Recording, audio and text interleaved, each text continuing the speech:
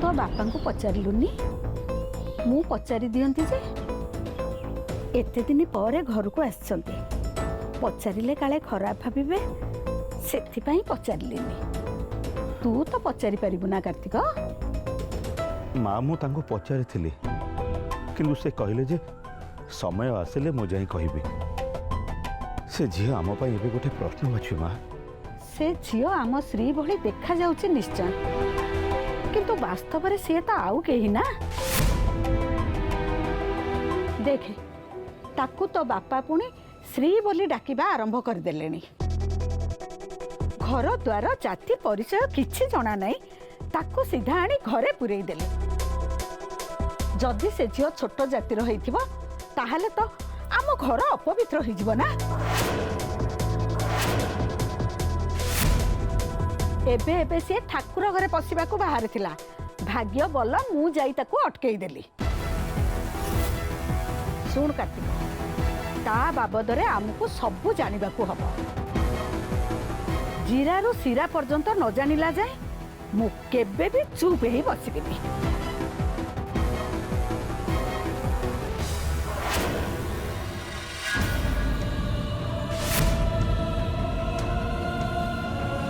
संध्या आरती समय हो गलानी तुम मु पानी गरम कर रखी देछि तमे शीघ्र गाधी पड़ एबे से सबुर किसी दरकार नहीं सुषमा कारण मु निष्पत्ति नहीं सारी संध्या आरती करी कौन कहल तमे संध्या आरती करबनी किंतु काहे की हजार प्रश्न पचारि सुषमा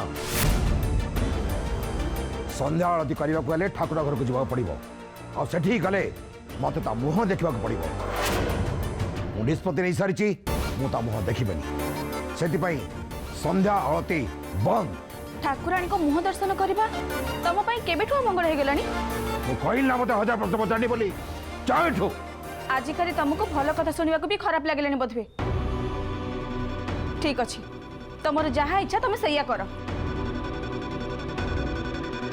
कौन भल आ कौन खराब सेटा तम अपेक्षा मु बेसी भल भाव जानी समय से निष्पत्ति नहीं सारी तार मुह देखिए बोली तार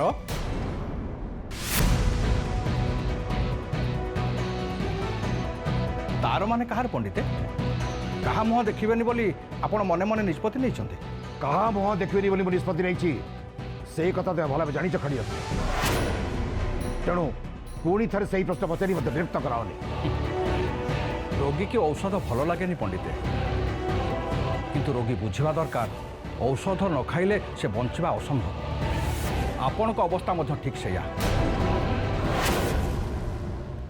आपण महौषधि छाड़ी सामान्य गोटे तांत्रिकर मंत्र उपर भरोसा करते एबे ये सब आलोचना करिवार कौन सी आवश्यकता नहीं खड़ी मु तार ना धरवा चाहूनी ना जपी जपी दस्यु रत्नाकर महर्षि वाल्मीकि पलटि जाइथिला पंडित नार महात्मा किसी कम नुह मु कहला मु ना धरबिनी आराधना करिबिनी एमिति कि ता पई पदे श्लोक भी गाइबिनी मु तो मुह देखा चाहेनी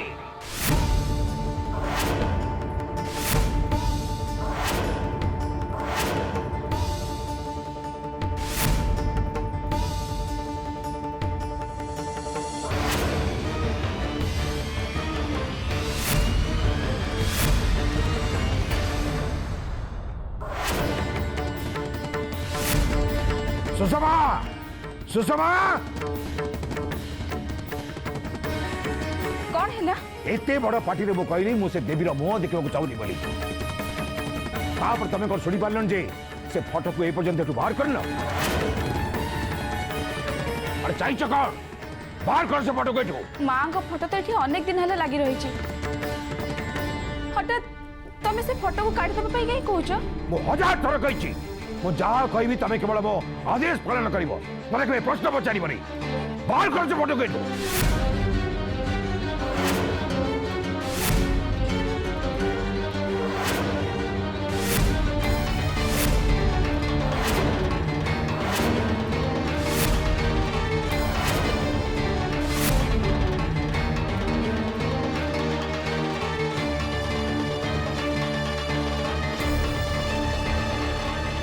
कांथरे झुलुवा फोटो को सीना आपण बाहर करदे पंडित हेले आपण हृदय ଆପଣଙ୍କ ହୃଦୟରେ ମାର ଯେଉଁ ଫଟୋ ଛାପି ହେଇଯାଇଛି ତାକୁ ଆପଣ କେମିତି ବାହାର କରିଦେବେ? ତା ଛଡ଼ା ମହାଦେବୀ ସବୁ ଜାଗାରେ ସବୁ ସ୍ଥାନରେ ଅଛେ। କେଉଁ କେଉଁ ଜାଗାରୁ ଆପଣ ତାକୁ ବାହାର କରିଦେବେ? से अଯଥା ଯୁକ୍ତି ବନ୍ଦ କର ଖଡ଼ିୟତରେ। ସେ ଯୋଉଠି ବି ଥାଉ କିନ୍ତୁ ମୋ ସାମ୍ନାକୁ ତା ମୁହଁ ନ ଆସିବା ଦରକାର। ବାକି ରହିଲା ମୋ ହୃଦୟର କଥା। ଅବଶ୍ୟ ଆଜି ପର୍ଯ୍ୟନ୍ତ ମୁଁ ତାକୁ ମୋ ମନ ଆଉ ହୃଦୟରେ ସ୍ଥାନ ଦେଇଥିଲି, କିନ୍ତୁ କାଳୀକୁ କଥା ଦେବା ପରେ ମୁଁ ତାକୁ ମୋ ହୃଦୟରୁ କାଢ଼ି ଫୋପାଡ଼ି ସାରିଛି। ହେ ମା ଶ୍ରୀ ଚକ୍ରେଶ୍ୱରୀ, ମୋତେ ତୁ ଏସବୁରୁ ବଞ୍ଚା ମା, ମୋତେ ତୁ ଏସବୁ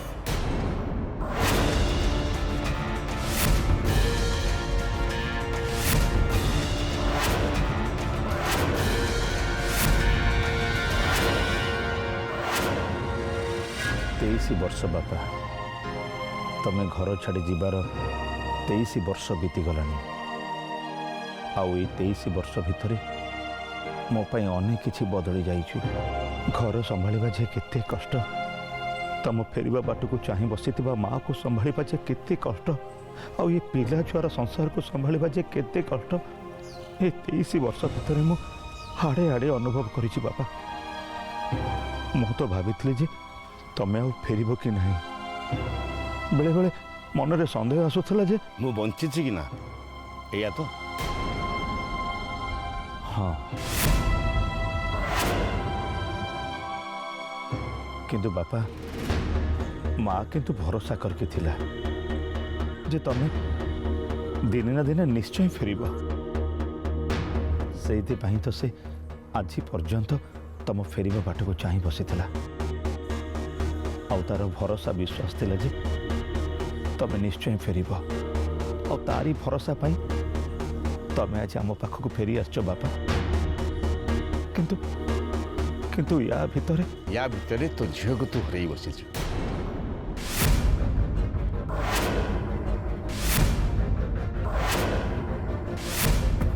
तमें ए कथा केमती जानलो? तमें एमिति कि मो झील हेइछि कि नै से कथा जानि नथिलो। तमें घर छाड़ी गला बेलू मो श्री जन्म हो नथिला। तमें जेतेबेले तार जन्म कथा जानिनो, तार मृत्यु कथा जानिलो केमिति? कार्तिक, एते वर्ष धरी मो माँ को सेवा करुछि, ताको पूजा करुछि, आराधना करुछि, ताको पई मु गृहत्याग भी करिछि। एती कथा मु जानि परिबिनी? माँ मते एतिकी कथा कहबोनी? माँ माने माँ श्री चक्रेश्वरी? हाँ, माँ श्री चक्रेश्वरी मते ए सब कथा कहउछन्ती। खाली एतिकी नुहे, माँ मते आउरी बहुत कथा कहउछन्ती। समय आसिले तते मु निश्चय कहिबी। जदि माँ ये सब कथा जानी पारछु ताहले ताहले मो श्री को बंचेलेनी काहेकि? सी भी अनेक कथा कार्तिक। किंतु बापा मु गोटे कथा बुझी पारछु जे जदि श्री मरिबा पूर्व तमे आसी पहुंची था ताल हुए तो मो श्री मरी न तांता। कार्तिक, दुनिया रे जहाँ सब हुए ताको केही कर न थांती। मनुष्यर कर्म ही भाग्य तैयारी करे। माँ को आशीर्वाद ए घर जो श्री जन्म होइथिला, निज पूर्व जन्मर प्रतिज्ञा जोगु सी मार विरोधी ही पड़ला। आ माँ मध्य निजे ताको अनेक समय ता कर्म प्रति ताको सावधान करै किंतु से सुधरलानी।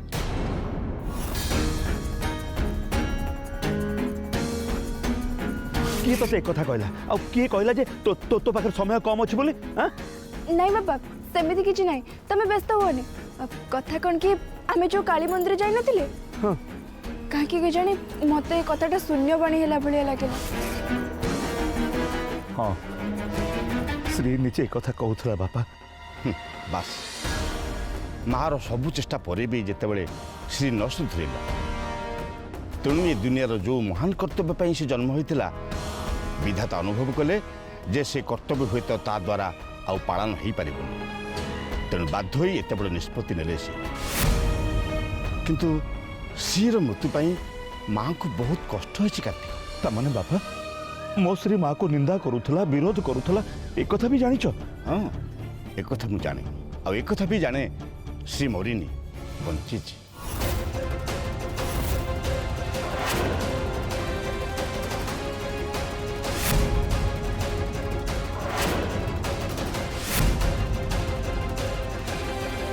श्री मरिनी बंची कथा केमिति संभव बाबा मु तो निज आखिरे ता मुंड गंडी अलगा पड़ी देखी ए हाथ मशाणी दाह करके आसची तापर भी तमें कौच श्री मरिनी बंची कथा केमिति संभव बाबा एक कथा पूरा असंभव। देवदेवी रहस्य जानिबा एते सहज नुहे कार्तिक। साधारण मनुष्य पे जहाँ असंभव महादेवी से सामान्य लीलाटीए मात्र। किंतु बाबा ठीक अच्छे धरा जाऊ तुम कथा अनुसार मो झील बंची जदि मो झील बंची ताले से कौटी अच्छे मुझे देखा चाहूँ बापा मुझे देखा चाहूँ कह बापा से कौटी अच्छे तते मु कहली ना कार्तिक से समय आसिले मु तते सबू कहबी से समय आसेनी कार्तिक आउ एथिपई महादेव का आज्ञा मध्य नाही। इते बड़ रहस्य कथा कहूच तमें बापा से दिन खड़रत्न ठीक यही कथा कहले पुणी घर को आसी कहले जे कथा मु कहनी मत बड़ आश्चर्य लगुच बापा पुणी तुम ये सब कथा एबे कहूच मु बहुत बड़ द्वंद्व पड़ जाऊँ बापा मो झील मरी कि मरिनी ए दीटा भितर कोटा भूल कोटा ठीक किसी बुझी पानी बापा जी मरी सारी जार अंतिम संस्कार मु निजे कर सारी से पुणी बंची ए कथा केमिति संभव बापा शरीर नष्ट होगला बोली जदि तू भाबू से मरीगला बोली ताल तू धोखा खाइजु कार्तिक तते मु कहली ना समय आसिले मु तते सबू कहबी बोली काहे व्यस्त हो केवल धैर्य धरी समय को अपेक्षा कर देखिबू तो झील तते निश्चय मिले।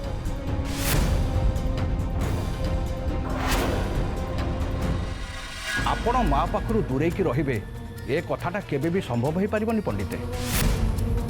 आपण जेते चेष्टा कले भी माँ को छाड़िकी आपण रही पारिबे। एबे एबे आपण को पाटिरु जो सब कथा बाहरी पड़िला ये तो होची माँ प्रति आपण को मनरे थिबा प्रचुर भल पाइबा सेइथि पई कथा कथा के पाटिरु मारना बाहरी पड़ुचे। नहीं खड़ीरत रे नहीं थरे जा ता नाम पाटे बाहरी गला आउ नुहे मो ता ना मो पाटे धरबी तुम देखिबो खड़ीरत रे मो ता ना को खूब शीघ्र भूली जीवी। आपण ताकू जेते भूली जीवाकू चेष्टा कले भी माँ आपण को केबे भी भूली जीवाकू दबनी सेइथि पई तो कथा कथा के आपण तार ना नियंती आ सबुठु बड़ कथा कोन जानते पंडित कौन मनीष निज मित्र अपेक्षा शत्रु को मने मने बेसी जप करे। से बाजे कथा बंद करो चली जाओ सामने रो मु कहली चली जाओ सामने रो। आपण मते बाहर कर देवा पई जेते चेष्टा कले भी आपण निज कथा रखिबारे केबे भी सफल होबेनी पंडिते कारण मनीष निज इच्छारे किछि करि पारेनी सबु किछि महाशक्तिर सेई महा इंगित रे ही थाए आउ आमे समस्ते ता हाथरे गोटे गोटे काठ पुतुली मात्र जड़े ब्राह्मण अन्यर उपकार रे निजको उत्सर्ग करिया पई जन्म होई थाए किंतु स्वार्थपर हेई निज पई चिंता करिया पई नुह आपण मते आपण को मुह सामनारू चली जावा पई कहउछन तो ठीक अच्छे मु चली जाउछि माँ आपण को साहा हुंतु।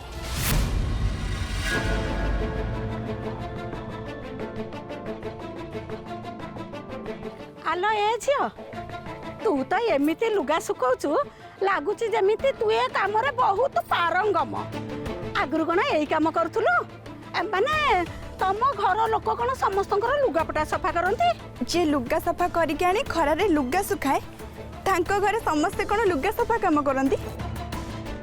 अच्छा आपण तो ये टिकी आगरु खरारे आनी के लुगा सुकाउथिले तामाने कोन आपण को घरे भी समस्ते गाँ सारा लोकन को लुगा सफा करंती कोन कहिलु आलो तू मो घर ना धरुछु तू कोन जानिनु आमर ब्राह्मण परिवार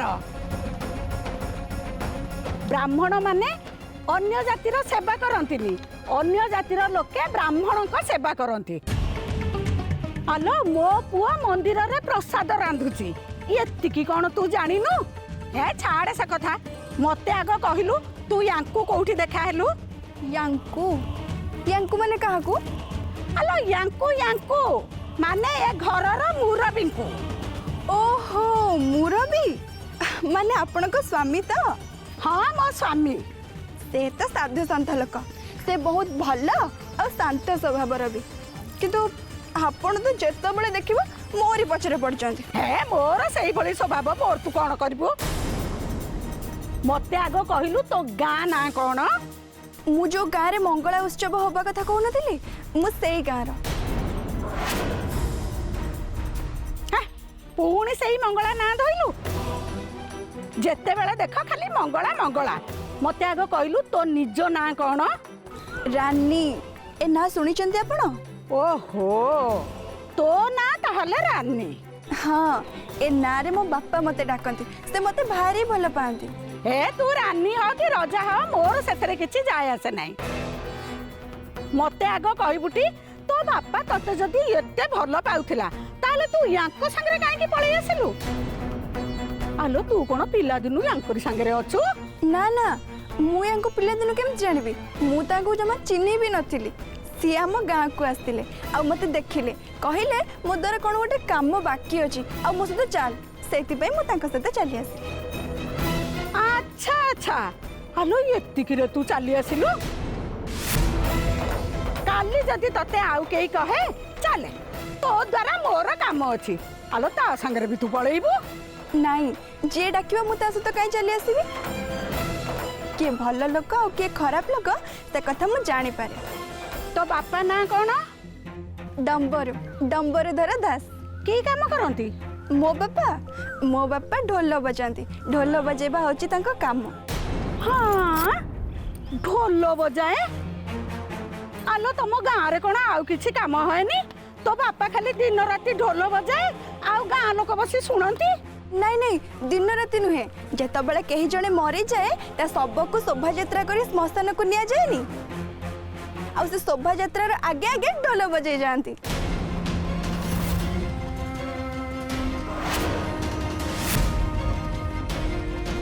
ହଁ, ତୋ ବାପା ମଲା ଲୋକର ଶବ ଆଗରେ ଢୋଲ ବଜାଏ? ସତ୍ୟାନାଶ ହେଇଗଲା ମୋ ଘର। ଆପଣ ଏମିତି କାହିଁ କହୁଛନ୍ତି? ଯିଏ ଢୋଲ ବଜାଏ ତାର କ'ଣ ମାନ ସମ୍ମାନ ନଥାଏ? ଏଇ ଚୁପ୍, ପୁରା ଚୁପ୍। ତୁ ମୋ ଘରକୁ ଅପବିତ୍ର କରିଦେଲୁ ମୋ ଘରକୁ ତୁ। ହେ ମା ଶ୍ରୀ ଚକ୍ରେଶ୍ୱରୀ, ଏ ଘର ଆଉ ଘର ହେଇକି ନାହିଁ, ପୁରା ଅପବିତ୍ର ହେଇଗଲା। ହେ ମା ଶ୍ରୀ ଚକ୍ରେଶ୍ୱରୀ, ଏ ଘରକୁ ଏବେ ଗଙ୍ଗା ପାଣି ଛିଞ୍ଚି ପବିତ୍ର କରିବାକୁ ହବ। ସୁଲୋଚନା, କ'ଣ ହେଲା? ଏତେ ବଡ଼ ପାଟି କାହିଁ କରୁଥିଲା? କ'ଣ ଆଉ ବାକି ରହିଲା ଯେ କହିବି? ସୁଲୋଚନା, ଏ ଗାଁ ଛାଡ଼ିବାର ବହୁତ ବର୍ଷ ହେଇଗଲାଣି। ଆଜି ପର୍ଯ୍ୟନ୍ତ ମୁଁ ଟିକେ ମାଆଙ୍କୁ ଭଲ ଭାବରେ ଦର୍ଶନ କରିପାରିନି। ଏବେ କିନ୍ତୁ ମନଟା ମାଆଙ୍କୁ ଦର୍ଶନ କରିବାକୁ ଭାରି ଛଟପଟ ହେଉଛି। ଗାଁରେ ପାଦ ଦଉ ଦଉ ମୁଁ ଦର୍ଶନ କରିବାକୁ ଚାହୁଁଥିଲି, କିନ୍ତୁ କାର୍ତ୍ତିକ ମୋତେ ଅଟକେଇ ଦେଲା। ଏବେ ଯାଉଛି ଟିକେ ମାଆଙ୍କୁ ଦର୍ଶନ କରି ଆସିବି। ଶ୍ରୀ, ଏ ମା ଶ୍ରୀ। ଶ୍ରୀ ନୁହେଁ, ସେ ରାନୀ। କିନ୍ତୁ ଏ ଘରକୁ ଆସିବା ପରଠାରୁ ମୁଁ ତା ନାଁ ବଦଳେଇ ଦେଇଛି। ତା ନାଁ ଶ୍ରୀ।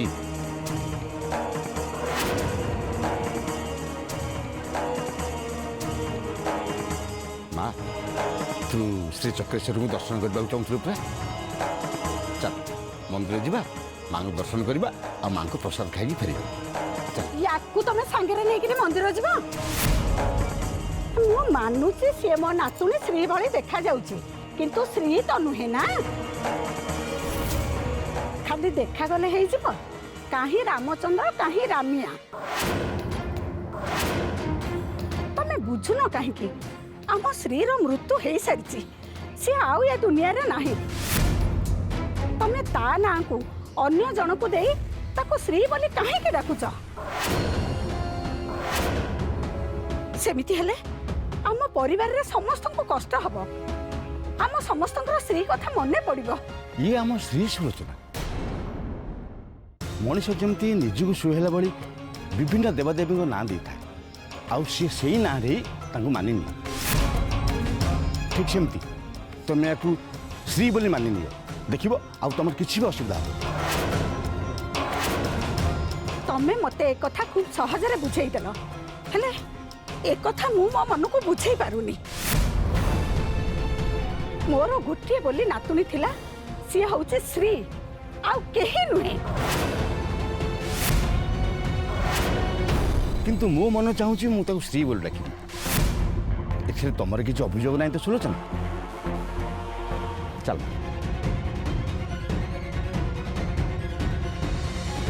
କୋଉ ଜନ୍ମରେ ତମେ ମୋର ଶତ୍ରୁ ହେଇ ଜନ୍ମ ହେଇଥିଲ ଖଣ୍ଡିରତ୍ନେ? ଏଇ ଜନ୍ମରେ ତମେ ତାର ପ୍ରତିଶୋଧ ନେଉଛ ମୋ ପାଖରୁ। ମୁଁ ଆପଣଙ୍କର ଶତ୍ରୁ ନୁହେଁ ପଣ୍ଡିତେ, ବରଂ ମୁଁ ଆପଣଙ୍କୁ ସତ୍ ମାର୍ଗ ଦେଖାଉଥିବା ଆପଣଙ୍କ ଗୁରୁ। ଚୁପ୍ କର ଖଣ୍ଡିରତ୍ନେ। ତମର ସେ ଗୁରୁ ପଡ଼ିଆ ତମ ପାଖେ ରଖ। ମୋର ତମର ସେ ଶିଷ୍ୟ ହବାର ନାହିଁ କି ମୋର ଗୁରୁ ହବାର ଯୋଗ୍ୟତା ତମର ନାହିଁ। ମା ଆପଣଙ୍କୁ ଏତେ ଅବସ୍ଥା କଲାଣି, ତେବେ ବି ଆପଣଙ୍କର ଗର୍ବ ଭାଙ୍ଗୁନି? ଏବେ ବି ସମୟ ଅଛି ପଣ୍ଡିତେ, ସୁଧୁରି ଯାଆନ୍ତୁ। ଠିକ ବାଟରେ ରାସ୍ତା ଚାଲନ୍ତୁ। ମୁଁ ସୁଧୁରି ଯାଇଛି ଖଣ୍ଡିରତ୍ନେ। ଆଗରୁ ମୁଁ ଭୁଲ ବାଟରେ ବାଟ ଚାଲୁଥିଲି, କିନ୍ତୁ ଏବେ ମୁଁ ଏକଦମ ଠିକ ରାସ୍ତାରେ ବାଟ ଚାଲୁଛି। ଆପଣ ଠିକ ରାସ୍ତାରେ ଯାଉନାହାନ୍ତି ପଣ୍ଡିତେ, ଏବେ ବି ଆପଣ ଭୁଲ କରୁଛନ୍ତି। ମୁଁ ତମର ସବୁ କଥାକୁ ମାନିବା ପାଇଁ ବାଧ୍ୟ ନୁହେଁ ନା? କାହିଁକି ତମେ ବାରମ୍ବାର ମୋ ପାଖକୁ ଆସି ସେ ଗୋଟିଏ କଥାକୁ ଦୌଡ଼ଉଛ? ମୁଁ ପଚାରୁଛି, ମତେ ପରାମର୍ଶ ଦେବା ପାଇଁ ତମେ କିଏ? ମୋ ଲକ୍ଷ୍ୟ କେବଳ ଶ୍ରୀଚକ୍ର ଖଣ୍ଡିରତ୍ନେ, ଶ୍ରୀଚକ୍ର। ଆଉ ଶ୍ରୀଚକ୍ର ପାଇବା ପାଇଁ ମୁଁ କିଛି ବି କରିପାରେ। ଆପଣ ଶ୍ରୀଚକ୍ର ହାସଲ କରି ଏ ଦୁନିଆର ଅଧିପତି ହେବାର ସ୍ୱପ୍ନ ଦେଖନ୍ତୁନି ପଣ୍ଡିତେ। ଏ ଜନ୍ମରେ ବି ଏ କଥା କେବେ ବି ସମ୍ଭବ ହେବନି। ଶ୍ରୀଚକ୍ର ପାଇବା ପାଇଁ ମୁଁ ସଂକଳ୍ପ କରି ସାରିଛି ଖଣ୍ଡିରତ୍ନେ। ତେଣୁ ମୋ ମନରେ ସ୍ୱାର୍ଥ ରହିବାଟା ସ୍ୱାଭାବିକ। ଆଉ ଏ ସ୍ୱାର୍ଥକୁ ଏ ଜନ୍ମରେ ମୁଁ ନିଶ୍ଚୟ ହାସଲ କରିବି। ତେଣୁ କାଳୀଚରଣ କଥାକୁ ମୋତେ ମାନିବାକୁ ପଡ଼ିବ।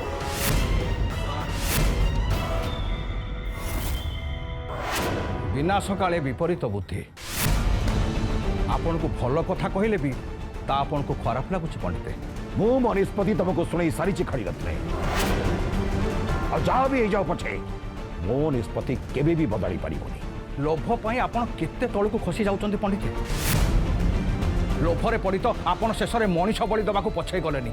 ଆଉ କେତେ ତଳକୁ ଆପଣ ଖସିଯିବେ?